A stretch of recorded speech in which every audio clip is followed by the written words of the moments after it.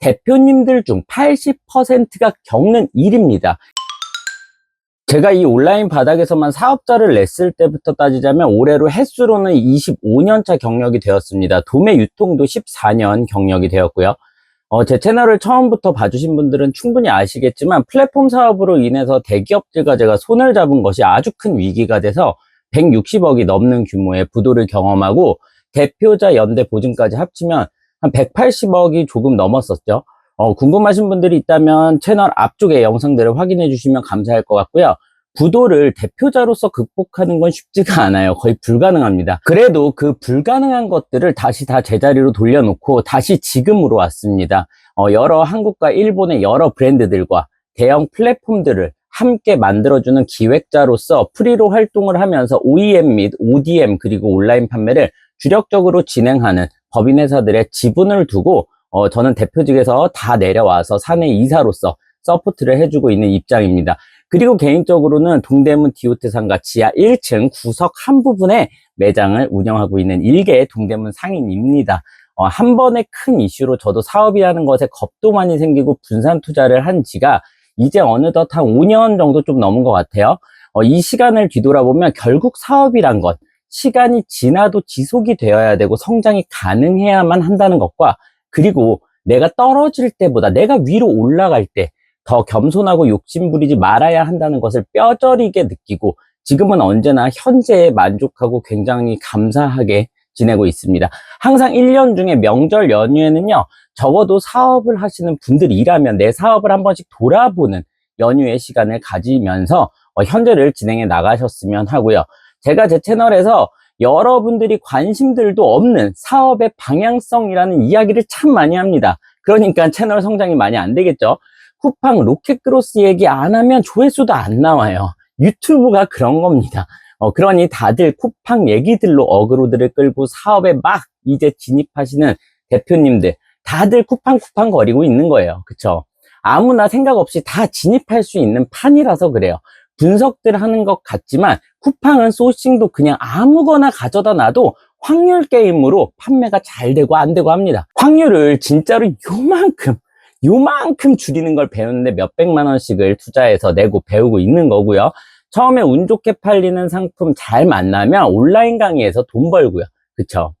아니 온라인 사업 한지 이제 2년차, 3년차, 5년차 짬밥도 아직 안 되는데 뭘 한다고 무슨 강의를 해요. 월 2억, 3억 한번 찍어보고 그걸 강조하면서 강의 몇백씩 받고 근데 또 그걸 따르는 사람들이 그 추종자들이 수요층이 있어서 하는 거겠지만요.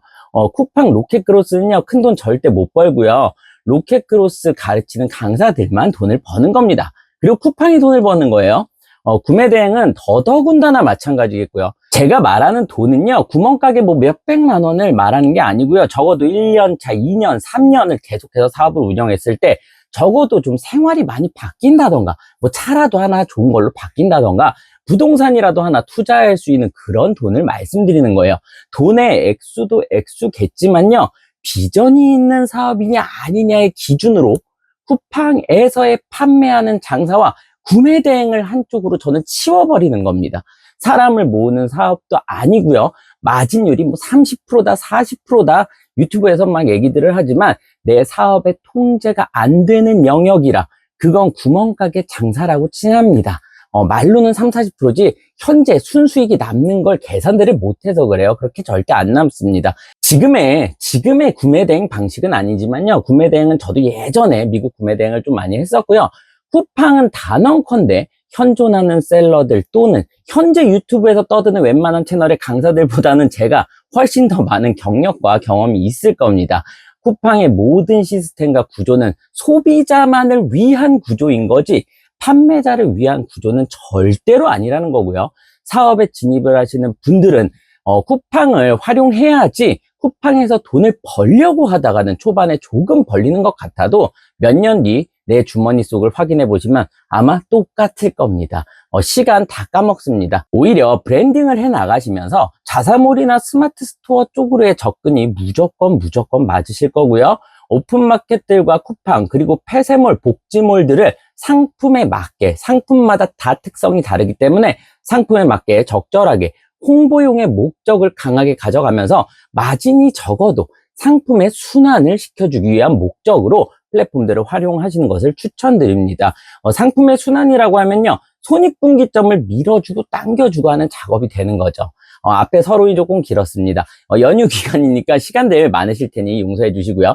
본론으로 들어가서요, 자꾸 사업들을 하시면서 이 빠른 시대에서, 이 변화가 빠른 시대에서 변화에도 당연히 민감해야 하는 부분이겠지만요, 절대로 변화되지 않는 부분에 사업자들은 더욱더 집중을 해야 합니다. 판매의 본질, 구매 심리 등 오늘 말씀드리는 부분은요, 내부적인 요인에서도 제가 강연 때 많이 하는 말인데요, 바로 0점 맞추기 부분입니다. 내 사업의 방향성 중에서 가장 중요한 부분일 수도 있을 거예요. 저희 이유투어 대표님들과 소통을 많이 하다 보면요, 정말 이해가 저는 가면서도 너무너무 답답한 부분이에요. 쿠팡에서 큰 돈을 못 번다 제가 말을 했지만 딱 큰 돈을 버는 경우는 두 가지가 있어요. 자본 계획이 뒷받침이 돼서 엄청난 상품의 가짓수로 판매 플레이를 할 경우, 이런 경우에는요, 입질이 오는 상품들을 계속해서 밀어주면 됩니다. 자본금이 뒷받침이 되어 있기 때문에요. 그래서 달려나가는 상품들이 많아야 합니다. 그리고 하나 더, 내 상품을 제조하는 건 처음에 사업을 진입하시는 분들은 어려울 수 있으니 단순한 결합 상품만이 아닌 후작업 등을 활용해서 라벨링을 하든, 코트를 예를 들면 하나를 사입해 온다면 단추만 바꾸든, 스카프 2개를 하나로 배색으로 연결을 하든, 포장 박스를 바꾸든 등등 내 브랜딩을 해서 판매를 하는 경우, 브랜딩이라고 하기보다는 쿠팡에서는 단순히 같은 상품인데 상표권만으로 차별화를 해서 저는 상표권 장사라고 말씀을 드려요. 이래서 많이 팔면 돈이 되는 거죠. 쿠팡이 아닌 타 채널에 외부에서 브랜딩을 해서 쿠팡으로 판매가를 올린 상태에서 가지고 들어오는 게 가장 베스트겠고요. 이 후자 부분을 제가 많이 컨설팅 해드리고 있기는 한데요, 대표님들 중 80%가 겪는 일입니다. 이유시장 투어에 신청을 하시면요, 일반적으로 저희 프로세스가 출발일 전에 유선 통화로 몇 차례 대표님들의 현재 컨디션을 제가 파악을 해요. 진입을 했는지, 지금 진입을 안 했는지, 매출이 지금 월 1억인지 10억인지 30억인지 등을 파악하면서 같이 카테고리에 대한 이야기를 나누고 제 온라인 강의도 드리고 사전 준비 영상이라는 걸 드립니다. 그리고는 중국으로 출발을 합니다. 출발들 전에 이렇게들 항상 말씀들을 하세요. 그리고 가서도 마찬가지예요. 이렇게 말씀들을 하십니다. 많이 팔고 싶어요. 쿠팡에서 매출을 많이 내고 싶어요. 그리고 저한테 오시는 대표님들은 도매에도 관심이 많고 하셔서 도매로도 진입을 원하십니다. 그런데 많이 파는 것, 즉 상품을 팔아 이익을 남기는 일, 장사와 상표권 장사가 아닌 나만의 가치를 만들어서 브랜드의 네이밍을 알리고 천천히 올라가서 특정 타겟층들에게 인지도 있는 브랜드가 되어 많이 팔고, 그걸 또 엑시트하는 구조까지는 완전하게 다른 겁니다. 그런데 문제는 바로 장사로의 접근을 한다면 장사의 포커스가 맞춰져 있어야 하는데 나는 이 상품에 만족을 하지 못하는 거예요. 남들은 다 잘 팔고 있는데 눈만 높아진 상태가 너무 많습니다. 제 온라인 강의에 제가 그런 말을 어딘가에 했을 거예요. 강의 수가 많아서 어디 몇 강인지는 못 기억하는데, 싼 거 팔아서 사업을 하는 사람들은요, 싼 거를 많이 쇼핑하러 다니고 많이 사용해 봐야 돼요. 명품을 팔 사람들은요, 빚을 내서라도 명품을 많이 사봐야 된다고요. 0점이 안 맞는 거예요. 장사는 쿠팡 판매고 가치를 주는 브랜딩은 다른 거죠. 예를 들어서요, 저희 동대문 쪽 창고 앞에, 횡단보도 앞에 떡볶이집이 하나 있어요. 장사가 정말 잘 되거든요. 사람들이 왔다 갔다 많이 하는 유동인구가 많은 길목에서 떡볶이를 최대로 많이 팔아서 돈을 벌려면요, 비싸게 팔면 안 되겠죠. 1인분에 4,000원에 판매를 하고 계시는데, 그렇게 이익을 남기려면 인건비도 있을 테고, 식자재는 최대한 단조롭게 하고, 그냥 싸구려 비닐 있잖아요, 검정색 비닐, 그거에 담아주면서 마진까지 생각을 해서 그 계산 안에서 맛의 경쟁력을 줘야 하는 거죠. 그게 어려운 겁니다. 요즘 비싼 떡볶이들도 충분하게 많잖아요. 제가 2주 전쯤인가요? 압구정에 미팅을 하는데 메뉴판에 보니까 한우 궁중 떡볶이 가격이 68,000원인가 했어요. 동대문 떡볶이집 주인분도 불고기도 넣을 수도 있고 한우도 넣을 수도 있겠죠. 그게 더 퀄리티가 있다는 건 분명히 사장님은 알 겁니다. 그런데 많이 팔기 위해서 장사란 것에 접근은 제일 먼저, 가장 중요한 제일 먼저가 소비자 입장에서 뭘 필요로 하는지, 두 번째가 그래서 얼마만큼의 가성비가 있는지, 세 번째 그래서 그 정도의 가격에 만족을 소비자가 하는지, 이거거든요. 떡볶이의 퀄리티가 얼마나 높은지가 아니라는 거예요. 떡볶이의 퀄리티를 간장 베이스에 한우를 넣고 고급 식자재를 넣고 한우 궁중 떡볶이를 만들었어요. 그럼 어떻게 해야 되죠? 기본적으로 먼저 상권을 동대문 동묘역 앞이 아닌 청담이나 압구정, 역삼, 선능역 쪽으로 가야 되겠죠. 그리고 그 안에서도 사람들이 68,000원을 메뉴판을 보고 바로 안 사 먹겠죠. 그러니 뭘 해야 돼요? 우리 떡볶이가 왜 이 정도의 가치가 있는지를 소비자에게 설득을 시키고 차별점을 계속해서 어필을 해줘야 되는 거죠. 그거에 들어가는 리소스나 시간 비용은 굉장하게 클 것이고 그게 힘든 겁니다.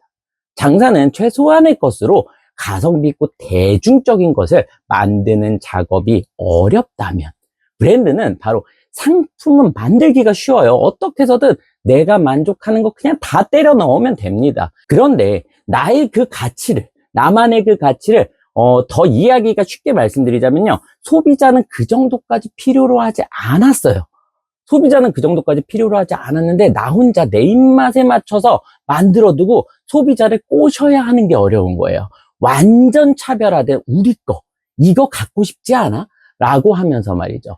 그걸 마케팅하며 비용을 들이고 시간을 투자하고 그 시간을 버텨내야만 바이럴이 되고 그 이상으로 팔려나가겠죠. 그런데 너무 많은 분들이 그 정도의 브랜딩의 실력은 아직 없고 장사해서 바빠지고 당장에 돈 벌기를 원하시는 그런 대표님들이 방향성은 장사인데 상품을 소싱하면 하나부터 10가지를 고민을 하면서 나한테 100%를 만족하는 걸 소싱하려고 해요. 그건 소싱 영역이 아니고요. 작업지 시서, 작지를 샘플들과 함께 들고 발품을 팔아서 제조 공장을 알아봐야 하는 영역인 거예요. 나는 장사를 생각하고 도매 유통을 생각했다면 동묘역 떡볶이집 사장님처럼 0점을 맞춰서 내 타겟이 필요로 하는 부분만을 메이킹해야 한다는 거죠. 포장이 화려하지 않아도 비싼 식자재가 아니라도 싸고 맛있는 것. 요즘 혹시 그 돌싱글즈 보신 분들이 있으신가요? 거기서 명은 동건 커플 아시죠? 명은 동건 커플이 나오면 숨이 아주 턱턱 막히시잖아요. 서로 자기에만 미친 듯이 강해. 왜 이혼들 했는지도 알겠어요. 충분히 알겠습니다. 아니, 상대가 필요로 하는 건 보지도 않아. 그냥 오로지 본인들이 빛나기 위해서 데이트 코스를 정하고 동건이라는 분도 그 사람도 명은이를 위해서 엄청 과하게 매번 이벤트를 하잖아요. 그게 정말 명은이한테 열심히 내가 명은을 좋아한다는 걸 어필하는 것처럼 보이지만 절대 아니라는 거예요. 이벤트를 하는 본인 자체가 만족스러운 거야. 그런 남자라는 게 내가 스스로가 막 만족하는 거예요. 보통 그런 남자의 부류들은요, 제가 장단컨대 여자한테 전력 질주를 한 다음에 여자가 자기한테 넘어오면요, 넘어오는 순간 정 떨어져. 재미가 없는 거죠, 이제. 결국 메이드는 안 된 걸로 방송은 끝났습니다. 잘 될 수가 없어요. 상대가 원하는 걸, 즉 소비자가 원하는 걸 과하지 않게 심플하게 한 포인트 정도만이라도 만족을 시켜준다면 장사는 성공이고 그 포인트를 잡는 게 어려운 거고 그걸 위해서 고민하고 노력을 해야 된다는 거예요. 그런데 대부분 처음 사업에 접근하시는 분들은 보면요, 자꾸 어떤 소고기를 넣을지, 소비자가 필요로 하지도 않는 비닐이 아닌 쇼핑백은 뭘로 만들지, 플레이팅은 어떻게 할지만을 고민해요.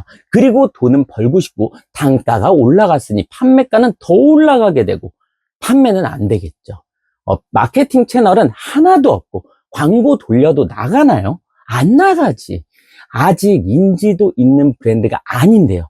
그 돈을 지불하고 소비자 입장에서는 상품을 살 이유가 없는데 그쵸? 그러면 본전도 못 찾고 원가 아래로 결국 세일하고 세일해서 팔리면 다행인데 거의 안 팔립니다. 해당 소구점들 역시나 고객이 원하는 것들이 아니었고 내가 원하는 거였어. 1,000원, 2,000원에 팔면 팔리겠죠. 대부분들 시간, 돈 다 갈아넣고 초기에 사업자들이 접는 이유입니다. 오늘 말씀드리고자 하는 내용은요, 소비자의 니즈를 파악하는 건 당연한 거고, 먼저 사업을 시작할 때 소싱보다도 타겟을 먼저 정하고 그것에 맞춘 플랫폼, 즉 상권을 먼저 조사해야 돼요. 시장의 형성가의 룸이 어느 정도일까? 도매도 마찬가지예요. 도매 판매가를 보고 소매가를 보고 유추도 한번 해보고 그런 공급가가 나올 것이고, 여러 플랫폼들마다의 수수료를 계산하고 광고의 버짓을 10%에서 뭐 쿠팡 같은 경우 뭐 20%까지 또 잡아보고 그 안에서만 팔릴 만한 상품을 소싱하고 변형하고 후작업하고, 나는 궁중 떡볶이가 퀄리티가 좋은 건 알아도 소비자가 필요로 하는 한 포인트라도 만족시키는 상품을 만들어내야 된다는 겁니다. 처음엔 장사로 접근을 해서 너무 방향이 먼 산으로 가서 망하거나 아직 시작도 못하는 분들이 정말 많아서 이해는 하지만 충분히 너무 답답해서 오늘 영상 찍어봤고요. 결국 브랜딩이고 결국 유통이 답인 온라인 사업에서 후작업이나 리패키징을 통한 상표권 장사를 제가 왜 EU 투어를 다니면서 대표님들께 컨설팅을 해드리고 방향성을 잡아드리고 있는지를, 그게 왜 필요한지를 다음 영상으로 인사드리도록 하겠습니다. 오늘도 긴 내용 끝까지 시청해주셔서 감사드리고요. 남은 긴 연휴 꼭 한번 내 사업을 돌아보는 습관들을 만들어 보시면서 행복한 시간들 되셨으면 합니다. 지금까지 레어버스였습니다. 감사합니다.